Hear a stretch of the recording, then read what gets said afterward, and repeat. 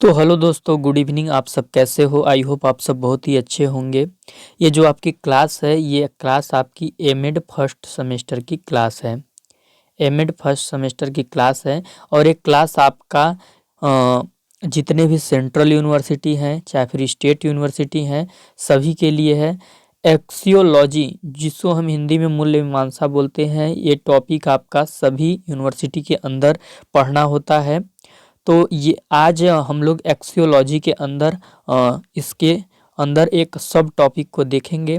इससे पहले हम लोगों ने एक्सियोलॉजी के ऊपर 3 क्लास ले चुकी है। हमने 3 क्लास पढ़ चुका है और सबसे पहले क्लास में हम लोगों ने पढ़ा था कि एक्सियोलॉजी क्या होता है, मूल्य मीमांसा क्या होता है और नेचर ऑफ वैल्यू क्या होता है। दूसरे क्लास में हम लोगों ने पढ़ा था मीनिंग ऑफ वैल्यू के बारे में। तीसरे क्लास में हमने प्रिंसिपल ऑफ वैल्यू के बारे में पढ़ा था और आज की क्लास में हम सोर्सेस ऑफ वैल्यू के बारे में पढ़ेंगे। मुझे थोड़ी सर्दी हो गई है तो मेरे आवाज़ में थोड़ा सा आप लोग को डिफरेंस देखने को मिल सकता है, तो उसको आप थोड़ा एडजस्ट कीजिएगा। चैनल पे नए होंगे तो चैनल को सब्सक्राइब कर लीजिएगा। वीडियो के डिस्क्रिप्शन में आपको टेलीग्राम चैनल का लिंक मिलेगा, तो आप टेलीग्राम चैनल को ज़रूर ज्वाइन कर लीजिएगा। यहाँ पर आपको इम्पोर्टेंट पीडीएफ प्रोवाइड कराई जाती हैं। ठीक, तो चलिए हम देखते हैं कि एक्सियोलॉजी के अंदर हमें क्या पढ़ना है। तो सबसे पहले मैंने आपको बताया था कि जो एक्सियोलॉजी है वो दर्शन की तीसरी शाखा होती है, third branch of the philosophy इसको बोला जाता है। ये हमें थ्योरी ऑफ वैल्यूज का अध्ययन कराती है।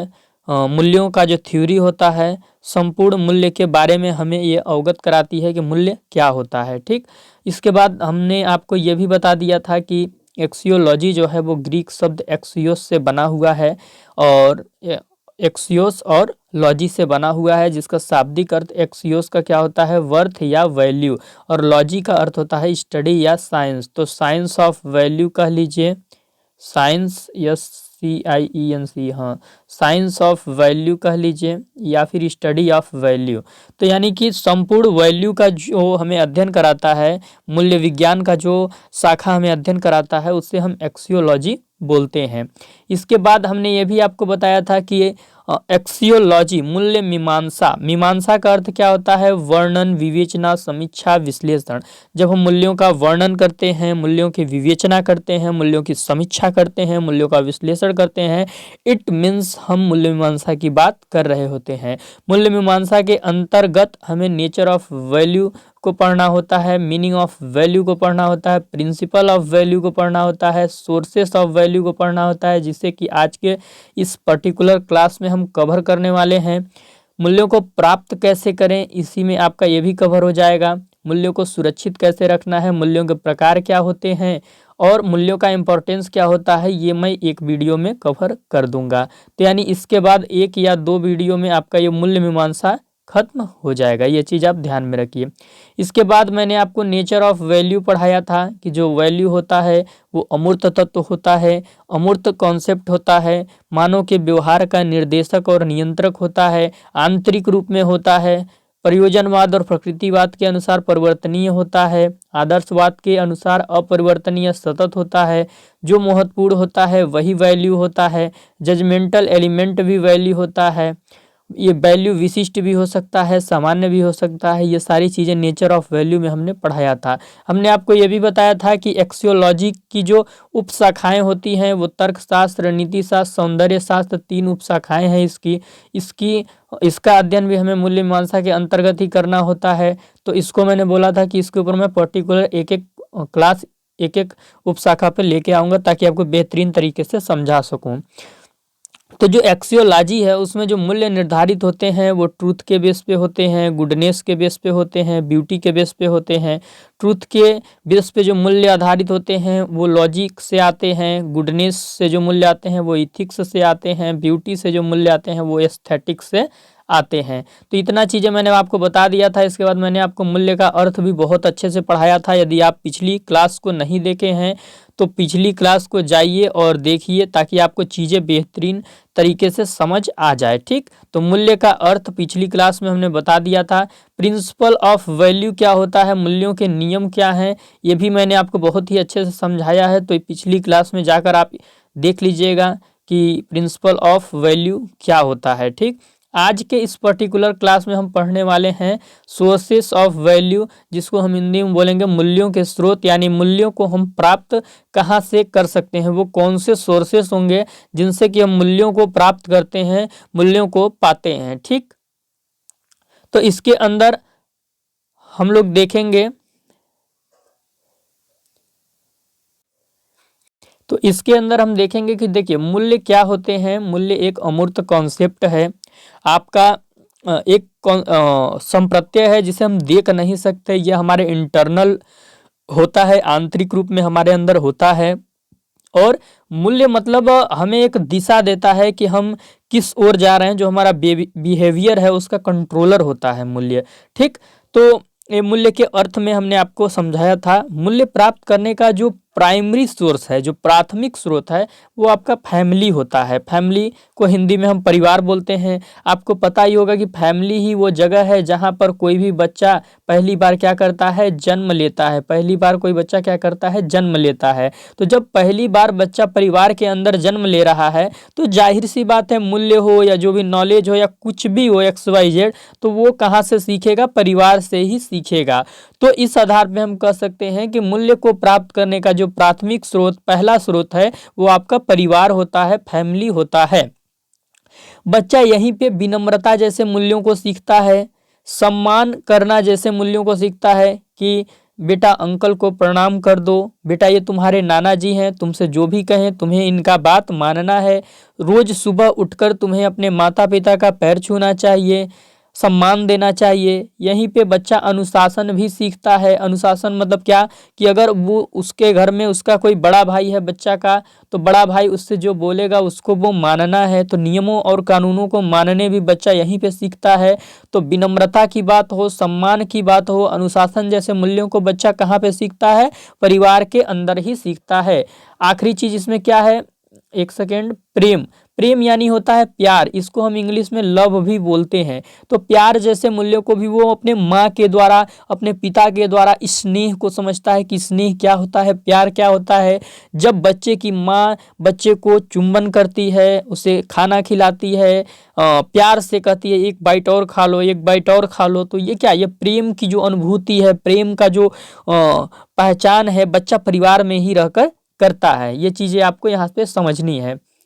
अब देखिए इसमें क्या है, माँ पिता बच्चे के पहले गुरु होते हैं। बच्चा चलना सीख रहा है, बच्चा बोलना सीख रहा है, बच्चा कुछ खाना सीख रहा है, बच्चा जो भी आधारभूत चीजें सीखता है बचपन में, वो अपने माँ पिता के द्वारा ही सीखता है। तो माँ पिता बच्चे के पहले गुरु होते हैं, क्योंकि बच्चा यहीं जन्म लेता है, एवं जन्म लेने के उपरांत तो वो सबसे पहले जो कुछ भी सीखता है वो यहीं से सीखता है। तो इस आधार पे हम बोल सकते हैं कि जो फैमिली है, जो परिवार है, वो मूल्य प्राप्त करने का प्राथमिक स्रोत है, पहला स्रोत है। बच्चा यहीं पे विनम्रता, सम्मान, अनुशासन, प्रेम जैसे मूल्यों को सीखता है। ये तो हमने बात कर ली फैमिली की। अब वो दूसरा सोर्स कौन सा है जहां से बच्चा मूल्यों को ग्रहण करता है, तो वो जो दूसरा सोर्स है वो है कम्युनिटी, जिसे हम हिंदी में समुदाय बोलते हैं। ये दूसरा सोर्स है जहां पे बच्चा मूल्यों को सीखता है। तो ये देखिए, अब कम्युनिटी में बच्चा अपने फ्रेंड या पीयर्स से, जो अपने ग्रुप के बच्चे होते हैं, उनसे मूल्यों को सीखता है। और वो कैसे यहाँ पे मूल्यों को सीखता है, थ्रू प्ले।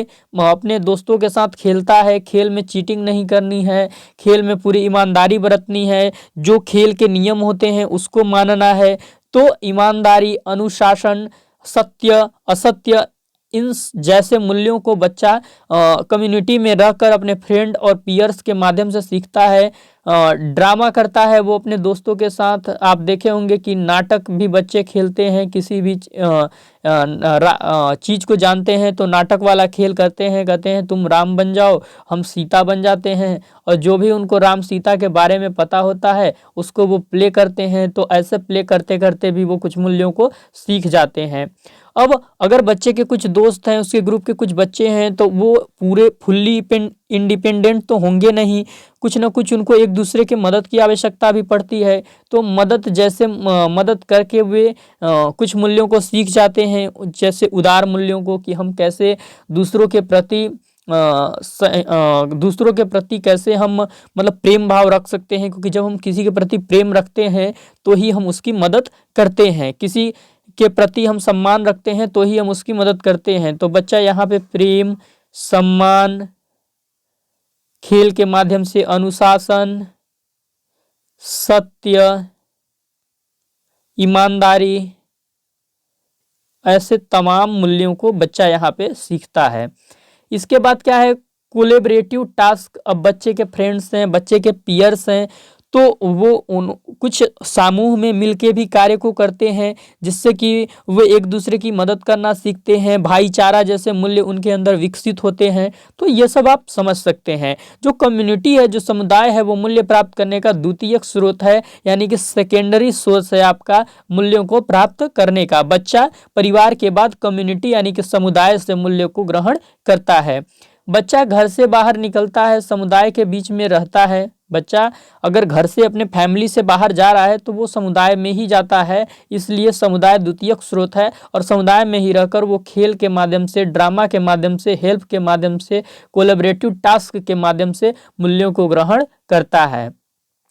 कम्युनिटी में आपके रिलेटिव भी आ जाएंगे। जो रिलेटिव हैं, बच्चा उनसे भी कुछ मूल्यों को सीखता है। अगर बच्चा अपने घर से थोड़ा बाहर निकल गया, उसने कुछ अजीब चीज़ देख ली, जैसे कि गांधी जी की मूर्ति ही देख ली, वहाँ पे गांधी जी की मूर्ति देख ली, तो वो पूछेगा कि अंकल अंकल ये यहाँ पे किसकी मूर्ति है? तो अंकल बताएंगे बेटा गांधी जी की मूर्ति है। तो वो बोलेगा कि इनकी मूर्ति यहाँ पे क्यों लगाई गई है? तो वो बताएंगे कि ये बहुत ही महान काम किए थे, जिंदगी भर सत्य और अहिंसा जैसे मूल्यों को अपनाए थे, जिसके कारण इनकी मूर्ति यहाँ पे लगी है और भारत में ये अमर है। तो बच्चा सत्य और अहिंसा के बारे में जानेगा, उनसे और क्रॉस क्वेश्चन पूछेगा। इसी को आप ये भी ले सकते हैं कि बच्चे के हाथ में नोट आ गया, पैसा 10 रुपए का नोट आ गया, उस पर भी गांधी जी की फोटो रहती है, तो बच्चा काउंटर क्वेश्चन, क्रॉस क्वेश्चन करके कुछ मूल्यों को अपने रिलेटिव से सीख सकता है। तो ये तमाम उदाहरण हैं, आप और भी उदाहरण बना सकते हैं। आपको थोड़ा थिंकिंग करना होगा, थोड़ा रीजनिंग करना होगा। अब देखिए, बच्चे ने फैमिली से कुछ मूल्य ग्रहण कर लिए, बच्चे ने कम्युनिटी समुदाय से कुछ मूल्य ग्रहण कर लिए। अब फैमिली और कम्युनिटी के बाद बच्चा कहाँ जाता है? विद्यालय में जाता है, स्कूल में जाता है शिक्षा ग्रहण करने के लिए। तो शिक्षा ग्रहण करने के लिए जहाँ पे बच्चा जाता है, वहाँ पे वो बहुत ही इम्पोर्टेंट मूल्यों को सीखता है, और यहीं पर वो सबसे ज़्यादा बच्चे का विकास होता है। बच्चा परिवार और समुदाय से होते हुए विद्यालय पहुँचता है। तीसरी कड़ी है, तीसरी जगह है जहाँ पे बच्चा मूल्यों को सीखेगा। यहाँ पर वो समाज में समायोजन करने में आवश्यक मूल्यों को ग्रहण करता है कि समाज में वो कैसे अपना समायोजन कर सकता है, और समाज में समायोजन करने के लिए जिन मूल्यों की आवश्यकता है उन मूल्यों को यहाँ से वो सीखता है। जैसे कि समानता, आप देखे होंगे जिस समाज में समानता जैसे गुण विद्यमान होते हैं, तो समानता का गुण बच्चा विद्यालय से ही सीखता है। कैसे सीखता है? आपने देखा होगा कि विद्यालय में जो बच्चों का ड्रेस होता है वो एक जैसा होता है। कैसा होता है? एक जैसा होता है। बच्चों का जो ड्रेस होता है वो अलग अलग नहीं होता है। तो बच्चों को स्कूल में ड्रेस एक जैसा क्यों पहनने के लिए बोला जाता है? ताकि सारे बच्चे समान लगे, कोई चमक धमक वाला कपड़ा न पहन के आ पाए और कोई एकदम फटा कपड़ा न पहन के आ पाए, तो किसी में डिफ्रेंशिएटी वहाँ पे न हो, मतलब अंतर न हो, इसलिए ऐसा कहा जाता है। तो बच्चा समानता जैसे मूल्यों को विद्यालय से सीखता है। भाईचारा, अब आप जानते ही हैं कि विद्यालय में अनेक धर्म, अनेक जाति, अनेक संप्रदाय के बच्चे रहते हैं, लेकिन उनसे बोला जाता है कि आपको प्यार से रहना है, मिलजुल के रहना है। आप अपना लंच उसके साथ शेयर करो, वो अपना लंच आपके साथ शेयर करेगा। आप अपनी नोट्स बुक्स किताबें उसको दे दो, वो नोट्स बुक किताबें अपनी आपको दे देगा। तो इस प्रकार वो भाईचारे का भी मूल्य यहाँ से सीख जाते हैं। सम्मान का भी मूल्य बच्चा विद्यालय से ही सीखता है। जैसे ही टीचर उसके क्लास में आता है, बच्चा बोलता है good morning sir, good afternoon sir, बोलता है कि नहीं बोलता है? तो ये क्या है? अपने टीचर का बच्चा अभिवादन कर रहा होता है। तो बच्चा यहाँ से सम्मान जैसे मूल्यों को सीखता है। सफलता जैसे मूल्यों को भी बच्चा विद्यालय से ही सीखता है। बच्चा क्या करता है? 5-6 सब्जेक्ट की पढ़ाई करता है अपने कक्षा में। जैसे कि वो 8वीं में ही पढ़ रहा है, तो उसके 5 या 6 सब्जेक्ट जो भी हैं उसकी पढ़ाई करता है, और उसमें उसको सफलता प्राप्त करना है, इसलिए वो बहुत ही मेहनत से, लगन से पढ़ाई करता है और उतने अंक लाता है जितने अंक उसको सफलता के लिए चाहिए होते हैं। तो चाहे फिर कोई खेल कूद ही अगर स्कूल में प्रतियोगिता कराई जा रही है, तो उसमें बच्चा सफलता प्राप्त करने के लिए कार्य करता है। तो यहाँ पे वो समानता, ब्रदरहुड, भाईचारा अधिकारा, रिस्पेक्ट, सफलता जैसे गुणों को सीखता है। स्वावलंबन, स्वावलंबन जैसे गुणों को बच्चा यहाँ से सीखता है। कैसे सीखता है? आपने सुना होगा कि बच्चों को HW दिया जाता है। HW का मतलब क्या होता है? होमवर्क। होमवर्क, तो बच्चे को बोला जाता है कि बेटा आपको होमवर्क अपने से करके लाना है, क्योंकि जो CW होता है क्लास वर्क, वो तो टीचर वहाँ पे सामने होता है, तो बच्चा इधर उधर तो कुछ कर नहीं सकता। वो क्या होगा कि अगर वो तो टीचर सामने है तो वो खुद ही करेगा, लेकिन HW जो होमवर्क होता है वो बच्चा को टीचर बोलता है कि बेटा अपने से करना। तो स्वावलंबन जैसे गुणों को उसको सिखाया जाता है कि अपने काम हमें खुद से करने चाहिए। बच्चे को वहाँ असत्यता से दूर रखा जाता है। झूठ जब भी बच्चा बोलता है तो उसकी निंदा की जाती है, उसको समझाया जाता है कि बेटा सच बोलना चाहिए। अहिंसा, अगर बच्चा क्लास में लड़ाई कर रहा है, एक दो बच्चे फाइट कर रहे हैं तो उनको सजा मिलती है, दंड मिलता है, टीचर उनको पनिशमेंट देते हैं, समझाते हैं, तो वो अहिंसा जैसे गुणों को सीखते हैं। ब्रह्मचर्य जैसे गुणों को यहीं से सीखते हैं। निडरता जैसे गुणों को यहीं सीखते हैं कि अगर आप सत्य के साथ हैं तो आप खुलकर अपनी बातों को रखिए, आपको डरने की ज़रूरत नहीं है। अब ये सारे गुण कैसे सीखा जाता है, ये तो मैंने एक आपको सिंपल वे बताया था, लेकिन ये फॉर्मल तरीके से बच्चों को विद्यालय में इन गुणों को, इन मूल्यों को उनके अंदर लाया जाता है। जैसे थ्रू प्रेयर या असेंबली आप कह सकते हैं, प्रार्थना कराया जाता है, जिससे बच्चा सत्य, अहिंसा, अध्यात्म जैसे मूल्यों को ग्रहण करता है। नेशनल डेज 2 अक्टूबर हो, गांधी जयंती हो, या फिर 15 अगस्त हो, या फिर 26 जनवरी हो, इन दिनों के माध्यम से बच्चे को तमाम चीज़ें बताई जाती हैं। और जब 2 अक्टूबर जैसे है गांधी जयंती है, तो उस दिन बच्चे को बताया जाता है कि गांधी जी बहुत ही महान थे, देश को आज़ाद कराने में उनका अहम योगदान था, सत्य, अहिंसा जैसे मूल्यों को वो उन्होंने बहुत आगे बढ़ाया। तो बच्चा इस प्रकार से कई मूल्यों को ग्रहण कर लेता है। छत्रपति शिवाजी की जयंती आती है तो उनके बारे में बताया जाता है कि बहुत ही निडर थे, सत्य का साथ देते थे। तो इस प्रकार से बच्चा तमाम मूल्यों को सीखता है। कोर एक्टिविटीज के माध्यम से भी बच्चा तमाम चीज़ों को सीखता है। सहयोग की भावना उसके अंदर आती है, प्रेम और भाईचारे की भावना उसके अंदर आती है। स्पोर्ट के माध्यम से बच्चा अनुशासन करना सीखता है कि कैसे नियम में रहा जाता है। NCC NSS के माध्यम से सामाजिक जो मूल्य हैं वो बच्चे के अंदर विकसित होते हैं। प्रजातांत्रिक मूल्य भी बच्चे के अंदर यहीं से विकसित होते हैं। आप देखे होंगे कि क्लास में बच्चे को क्लास में मॉनिटर का चुनाव कराया जाता है, तो मॉनिटर का चुनाव करने से उसे डेमोक्रेसी की नॉलेज हो जाती है। ठीक, तो ये सारी चीज़ आपको देखना है। विद्यालय में ही वो विभिन्न प्रकार के बुक्स पढ़ता है, वो बुक्स से उसे महान पुरुषों के बारे में पता चलता है, उनके गुणों के बारे में पता चलता है, तमाम प्रकार की संस्कृतियों के बारे में पता चलता है, धार्मिक ग्रंथों के बारे में पता चलता है कि क्या चीज़ मर्यादा होती हैं, मर्यादा भी आपका एक मूल्य है। तो तमाम चीज़ें ऐसे सीखने को उसे यहाँ पे विद्यालय से मिलता है।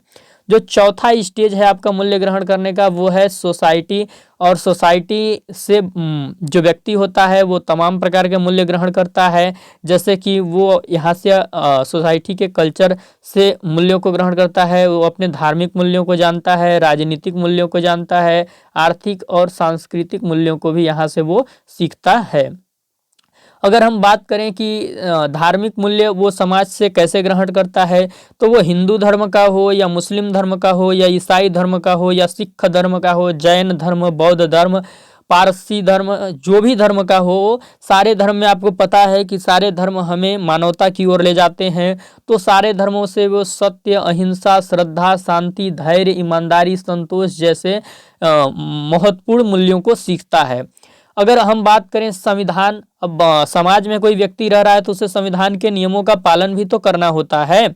आप ट्रैफिक पे जा रहे हैं तो ट्रैफिक रूल को तो नहीं तोड़ेंगे ना, तो संवैधानिक जो मूल्य होते हैं उनको भी मानना होता है। संविधान जो हमारा है उसका पहला पेज पे लिखा होता है, हम भारत के लोग, we are people of India.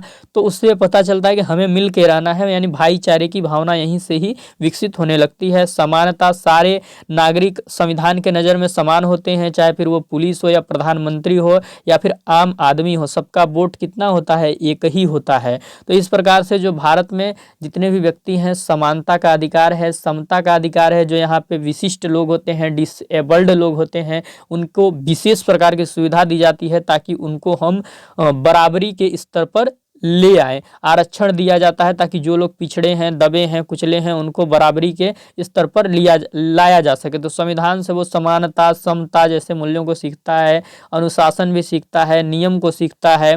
वहीं समाज में व्यक्ति रहकर सिनेमा से भी मूल्यों को ग्रहण करता है। आप अगर सिनेमा की बात करें तो मैं आपको बता दूं, बागवान एक फिल्म है अमिताभ बच्चन की, जो माँ बाप पे आधारित है कि जो उनके लड़के रहते हैं उनको वो घर से निकाल देते हैं, उनको घर पे अच्छे से उनकी सेवा नहीं करते हैं। तो बागवान जैसे मूल्य फिल्म से आपको ये मूल्य देखने को पता चलता है कि सेवा क्या है, मूल्य है।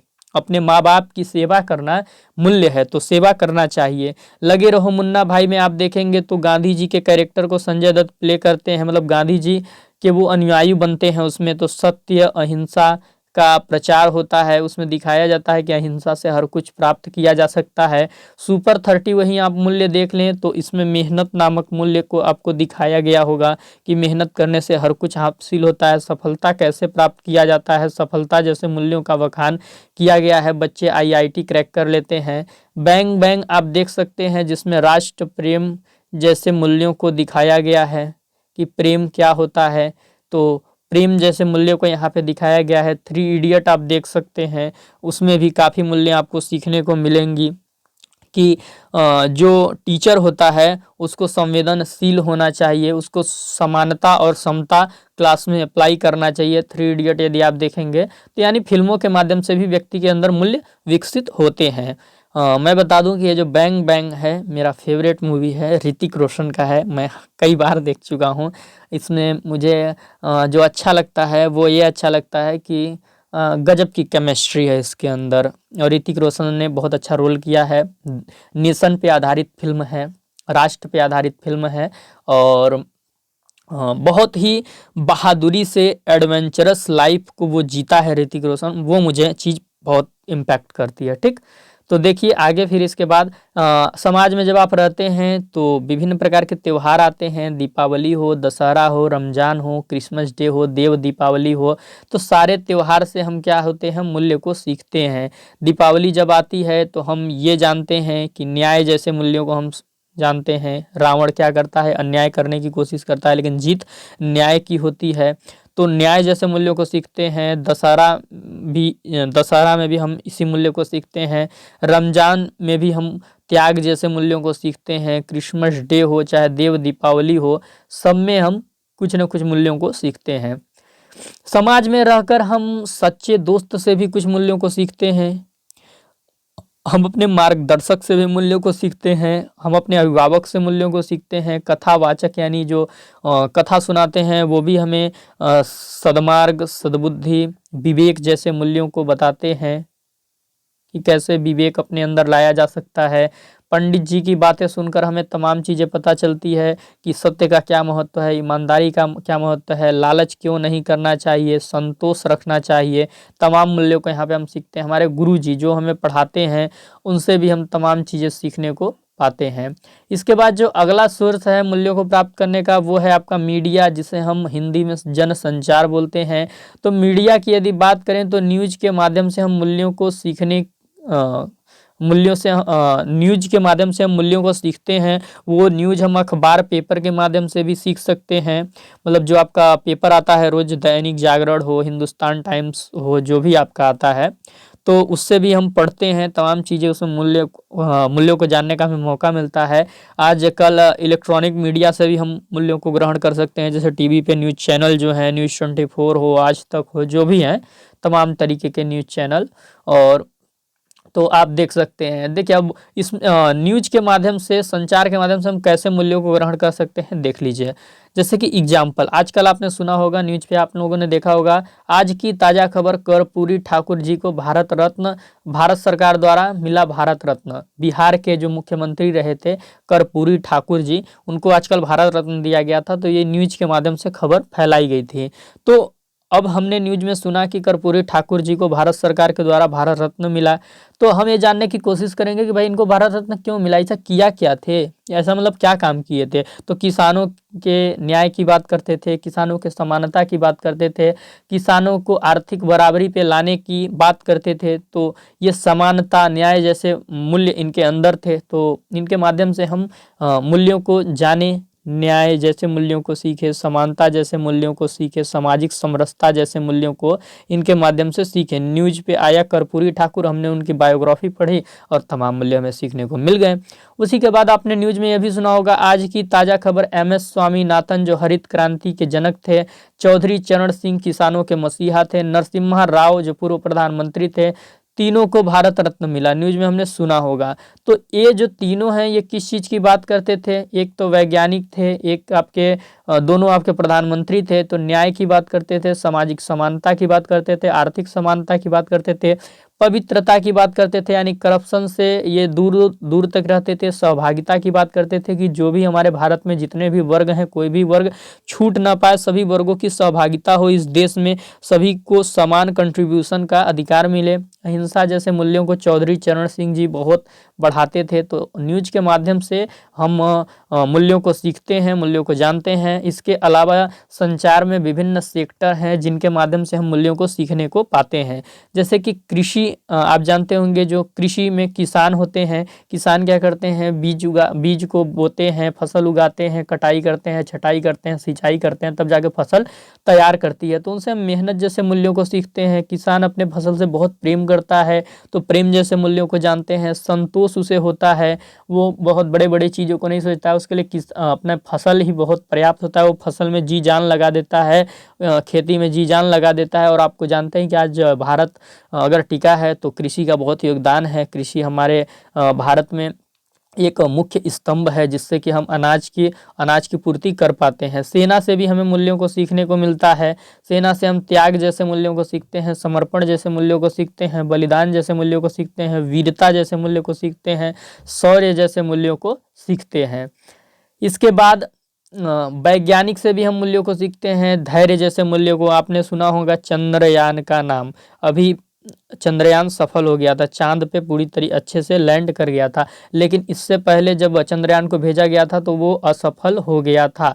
तो जो वैज्ञानिक होते हैं वो पेशेंस रखते हैं। अगर उनका एक एक्सपेरिमेंट असफल हो गया तो वो धैर्य नहीं खोते हैं, फिर दोबारा कोशिश करते हैं। तो वैज्ञानिकों से हमें धैर्य जैसे मूल्यों को सीखने का मिलता है अवसर। हिम्मत जैसे मूल्यों को, कल्याणकारी उनकी सोच होती है, उनके पास बहुत इंटेलिजेंस होता है, बहुत बुद्धि होता है, लेकिन वो उसको सही जगह पे लगाते हैं। वो चाहते तो उसे देश को बर्बाद करने में भी यूज कर सकते थे। तो वैज्ञानिकों की यदि हम बात करें तो धैर्य, हिम्मत, कल्याणकारी जैसे मूल्यों को उनसे हम सीख सकते हैं। सद्भावना मतलब अच्छी भावना, देश के प्रति अच्छी भावना ये रखते हैं।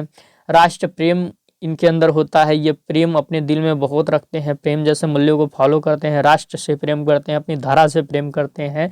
तो आपने देख लिया होगा आज के इस वीडियो में कि सोर्सेस ऑफ वैल्यू की यदि हम बात करें तो परिवार से हमें वैल्यूज मिलते हैं, कम्युनिटी से हमें वैल्यू मिलते हैं, इसके बाद हमें स्कूल से वैल्यू मिलते हैं, इसके बाद हमें सोसाइटी से वैल्यू मिलते हैं, इसके बाद हमें मीडिया से भी वैल्यू मिलते हैं। तो इस प्रकार से ये सोर्सेस ऑफ वैल्यू हैं, यहाँ से हम मूल्यों को ग्रहण करते हैं। तो आई होप ये चीज़ें आपको समझ में आ गई होंगी।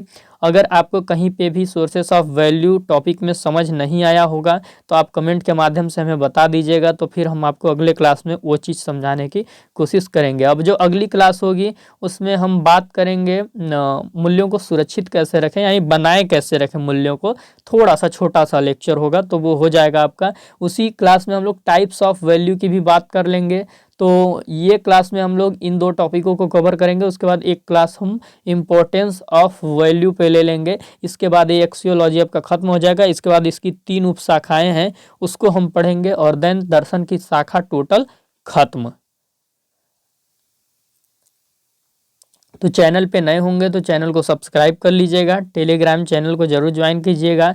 एमएड फर्स्ट सेमेस्टर की संपूर्ण class philosophical foundation of education की इस पे अपलोड होगी धीरे धीरे करके। जो नया बैच हमारा आएगा 2024 में उनको बहुत यहाँ से हेल्प प्रदान होगी क्योंकि ये कारवा धीरे धीरे आगे बढ़ रहा है आपका। और इसके अलावा जो सेकेंड सेमेस्टर में जाने वाले हैं एमएड के अभ्यर्थी उनके लिए सेकेंड सेमेस्टर का कोई एक पेपर हम इस चैनल पे जल्द ही स्टार्ट कर देंगे, जिससे कि उनको यहाँ से चीज़ें सीखने को मिले, जानने को मिले और उनकी सहायता हो सके।